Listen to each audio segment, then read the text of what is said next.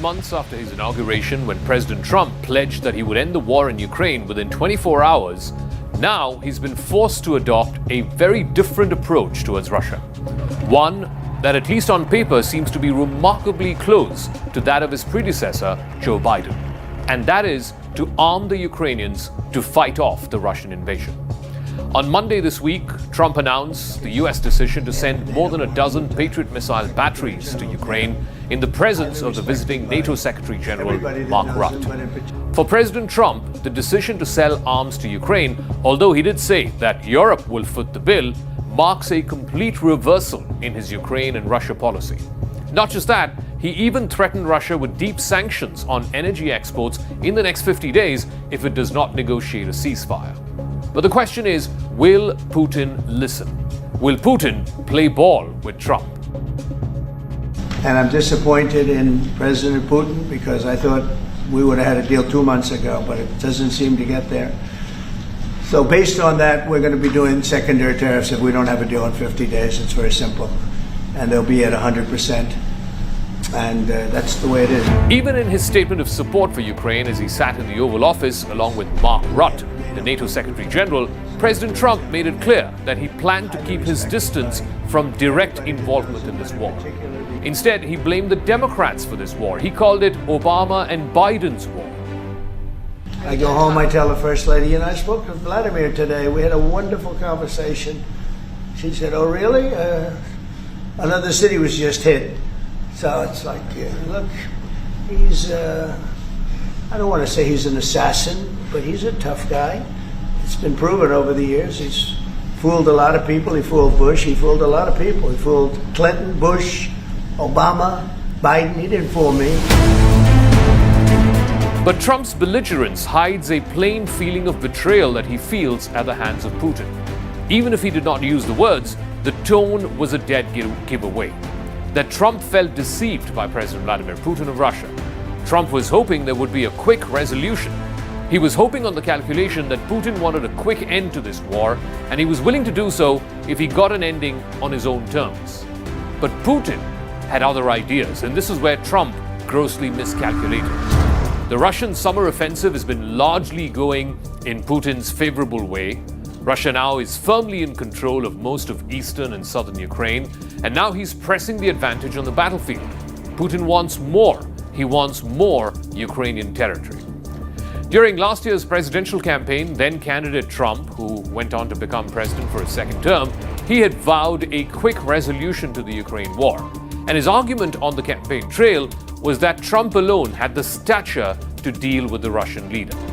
Once he took office, he blamed the Ukrainians for Russia's invasion of their own country. He then had an infamous clash with President Volodymyr Zelensky of Ukraine. It was an extraordinary showdown that happened in the Oval Office back in February. You don't have the cards. You're buried there. Your people are dying. You're running low on soldiers. Listen, you're running low on soldiers. But Trump even gave Russia a free pass on tariffs. He praised Putin for his strength, and he provided assurance that Ukraine would never join NATO. Until this week, when for the very first time, Trump threatened 100% tariffs on Russia if it doesn't agree to a quick ceasefire. But the threat of weapons and 3 years of fighting this battle of attrition against American weapons, against a combined strength of NATO, none of that has deterred Putin so far. So it's highly unlikely that the threat of Trump tariffs is going to make him stop the war. But that's not stopping Trump either. Trump talked approvingly of a bipartisan Senate bill that would allow the US president to impose up to 500% tariffs on any country that purchases Russian oil or gas. But Trump stopped short of endorsing that bill. The bill is clearly aimed at both China and India, and there is good reason to wonder whether Trump, who's already engaged in bitter tariff negotiations with both of these countries, will actually carry through with this threat. It's a horrible war, and it should be stopped. And so if it's not done, if we don't have an agreement in 50 days, that's what we're doing, secondary tariffs. And they're biting. And I hope we don't get to the point where we do. Last week, Trump complained for the very first time that Putin had strung him along. And then Trump lifted a brief pause on America delivering weapons to Ukraine. But it's only over the last few days that he formally endorsed the NATO and European plan, which was presented to him by Mark Rutte, the NATO Secretary General. The plan essentially is to arm the Ukrainians by shipping American-made weapons to Ukraine in its time of need, and then subsequently, America would help by backfilling the Europeans by selling them new arms. So I've been in contact with many countries. I can tell you that at this moment, Germany massively, but also Finland and Denmark and Sweden and Norway, the United Kingdom, the Netherlands, Canada, they all want to be part of this, and this is only the first wave. There will be more. So what we will do is work through the NATO systems to make sure that we know what Ukrainians need, so that we can make packages. Of course, in a way, we discussed it this morning with Pete Hegseth at the Pentagon, in a way that, of course, the US will keep on its stockpiles necessary to defend this country. That's absolutely clear. But it will mean that Ukraine can get its hands on really massive numbers of military equipment, both for air defense, but also missiles, ammunition, etc., etc. The Russians also seem to doubt whether President Trump would stick to his position for too long. The Moscow Stock Exchange jumped 2.5% after Trump's announcement.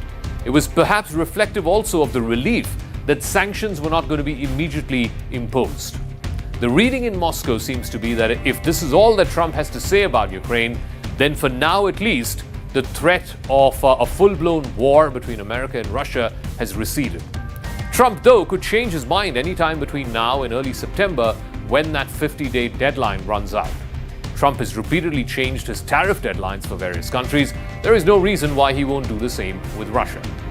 Trump has never really had much use for the NATO alliance or the order, the global order that it has created for the last 80 years.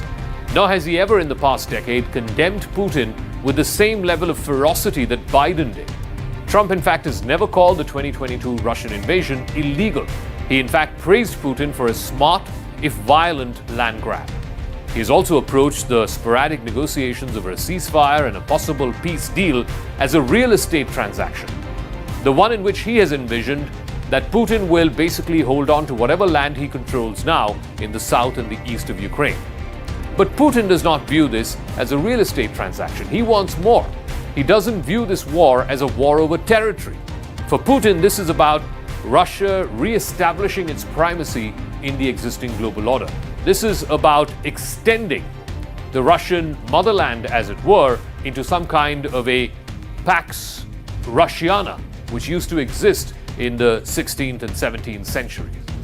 And Putin is not going to stop just yet. But for now, President Trump seems to be acting out of a sense of personal vindictiveness and perhaps the realization that his relationship with Putin is not what he imagined it to be. Trump has spoken with Putin 5 times since taking office, although the results have been diminishing. Trump sent his special envoy Steve Witkoff to visit the Kremlin, but he returned empty-handed. Trump has said that there would be no progress on Ukraine until there is a direct meeting between him and Putin. No such meeting has been scheduled in the almost 6 months of the second Trump term. And given the events of the last few days, it looks even more unlikely now.